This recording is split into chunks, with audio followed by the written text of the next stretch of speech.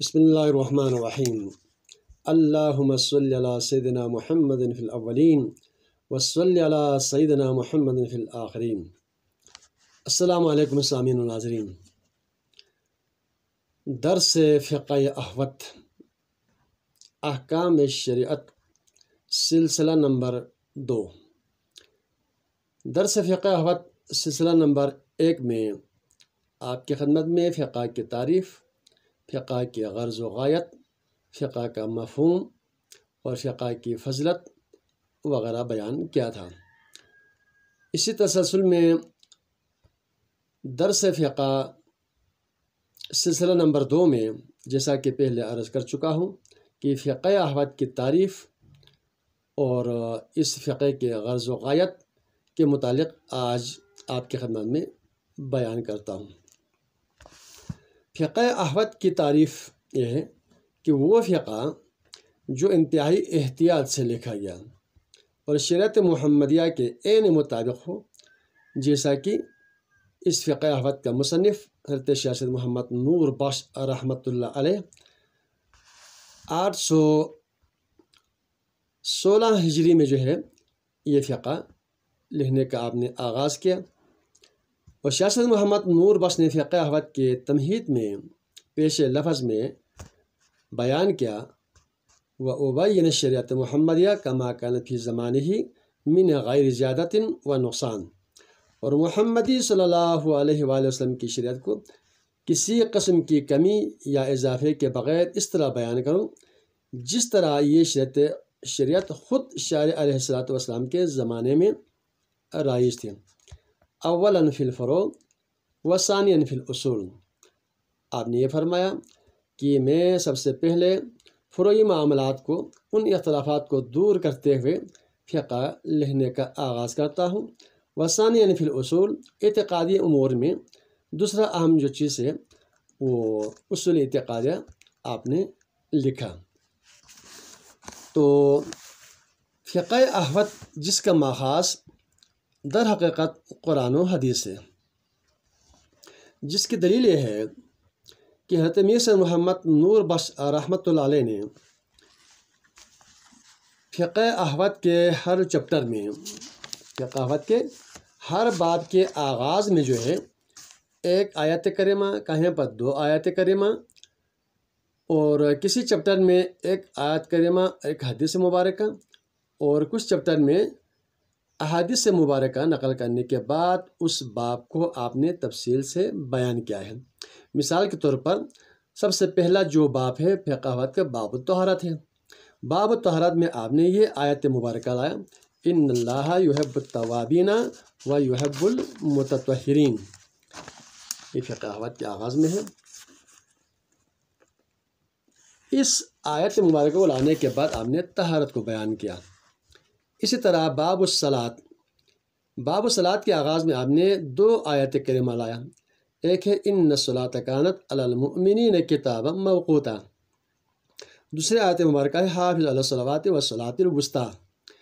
ان آیات کو لانے کے بعد آپ نے نماز کو بیان کیا۔ اسی طرح زکوٰۃ میں جو ہے آپ نے اقیموا الصلاۃ وآتوا الزکوٰۃ وارکعوا مع الراکعین، اس آیت مبارکہ کو لا کر آپ نے زکوٰۃ کو بیان کیا۔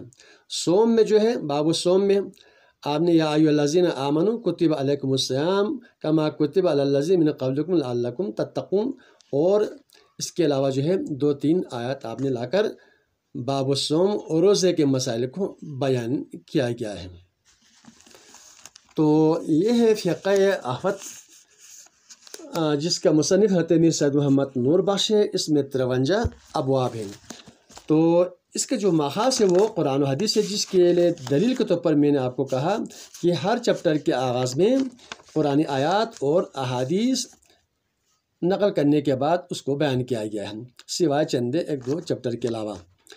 تو یہ قاعدہ کلیہ ہے کہ کسی بھی فرقے کے پیروکار اس فرقے کے اصول اور فروع سے واقف ہوں، اور الحمدللہ اہل تصوف صوفیہ نوربخشیہ کا اصول دین جو ہے قرآن سے ثابت ہے، صوفیہ نوربخشیہ کے فروع دین حدیث مبارکہ سے ثابت ہے۔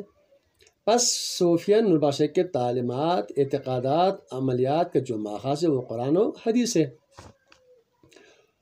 تو کسی بھی مسلک یا مذہب کو پہچاننے کے لیے بھی ضروری ہے، اور اس سے اس کی نشاندہی ہوتی ہے، پہچان ہوتا ہے کہ اس کے اصول کیا ہے، اس کے فروع دین کیا ہے۔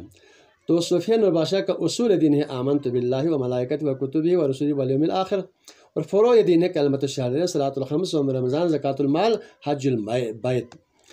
تو 5 اصول دونوں میں شامل ہیں۔ اگر کسی فرقے سے تعلق رکھنے والے لوگ اپنے فرقے کے مسائل سے ناآشنا ہوں تو وہ فرقہ رفتہ رفتہ اپنا وجود کھو بیٹھتا ہے۔ اسی طرح اگر کسی فرقے کے لوگوں کے اذہان میں جو بیگانے مسائل بیٹھا دیے گئے ہوں تو اس سے ان کا وجود خطرے میں پڑ جاتا ہے۔ مسلک نوربخشیہ ابتدا سے تاحال دونوں طرف سے ہدف بنتا آ رہا ہے، اور اہل نوربخشیہ چونکہ اپنے مسائل سے ناآشنا بنا دیے گئے لوگوں نے اس طرح کوشش کیا، لیکن ہر کوشش ہر دور میں ناکام ہی رہا۔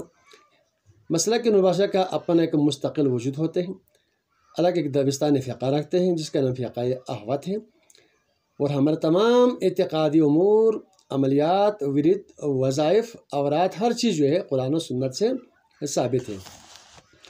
تو فقہ احوت کا جو ترجمہ اردو میں سب سے پہلے کیا 1975 میں حضرت علامہ محمد بشیر رحمۃ اللہ علیہ، جو اس دنیا میں اس وقت نہیں ہے، لیکن ان کی تعلیمات، ان کے دینی خدمات باقی ہیں۔ انہوں نے ترجمہ کیا، ہر نوربخشی گھر میں پہنچایا، ہر ایک مسائل سے آشنا ہو گئے جو ناآشنا تھے، ہر وہ لوگ جو مسائل سے بے خبر تھے وہ باخبر ہو گئے، جو اعتقادی امور میں تزلزل کا شکار تھا ان کے اعتقاد مضبوط ہو گئے کتاب الاعتقاد پڑھنے کے بعد، جن کے اعمال کمزور تھے، دعا کیا ہے، اوراد کیا ہے، ان سے ناشنا لوگوں کے لیے آپ نے دعوت صوفیہ کا ترجمہ کیا۔ اس میں اوراد فتحیہ، اوراد اسریہ، دعائے صوفیہ، وقت کی تسبیح، ہفتے کی تسبیح، دنوں کے وظائف، یہ سارے اعمال اور دعاؤں کا مجموعہ ہے۔ تو آپ نے ان تینوں کتابوں کا ترجمہ کیا ہے۔ تو انشاءاللہ تعالی فقہ احوت احکام شریعت سلسلہ نمبر 3 میں انشاءاللہ تعالی آگے باقاعدگی سے آغاز کریں گے۔ اللہ تعالی ہم سب کو سب سے پہلے قرآن کو سمجھنے، اللہ کے رسول کے فرمان پر عمل کرنے، اور فقہ احوت کی تعلیمات، ان مسائل کو سن کر سمجھ کر اپنی زندگی بہتر بنانے کی توفیق عطا فرمائے۔ وآخر دعوانا ان الحمد للہ رب العالمین۔